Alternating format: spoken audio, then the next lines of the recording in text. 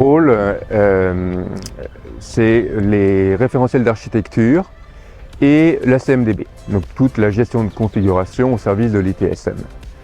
Globalement, nos référentiels, on les appelle, font partie d'un ensemble qu'on appelle le CMS, un système de configuration.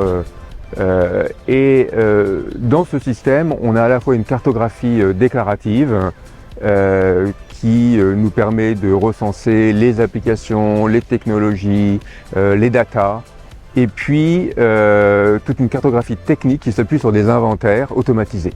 Et les cartographies déclaratives et les inventaires automatisés sont consolidés, en particulier pour alimenter la CMDB.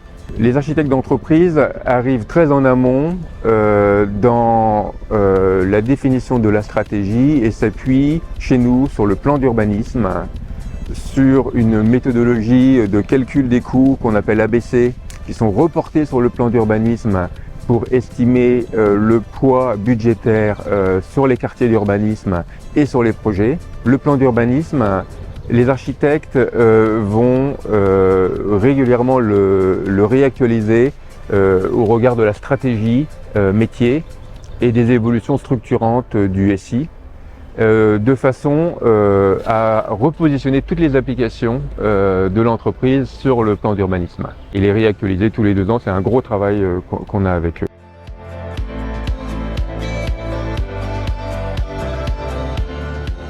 Le déclaratif reste nécessaire, mais on développe le plus possible les automatismes d'inventaire et de fédération de nos cartographies avec des outils opérationnels. Mais aussi la grosse évolution, c'est l'ouverture de nos systèmes d'information à des partenaires. Ce qu'on appelle en ce moment la plateformisation. L'idée, c'est qu'on puisse agréger des services et fournir des services. On va devoir ouvrir nos cartographies à des partenaires pour qu'ils les mettent à jour de façon déclarative, développer des interfaces, donc de plus en plus d'API. Autre gros sujet, c'est le cloud.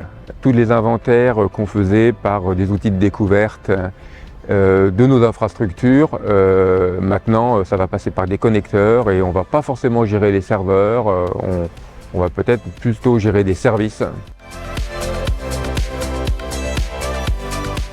On fonctionne de plus en plus sur la base de la valeur ajoutée et donc les évolutions qu'on fait, elles sont conditionnées par le retour sur investissement.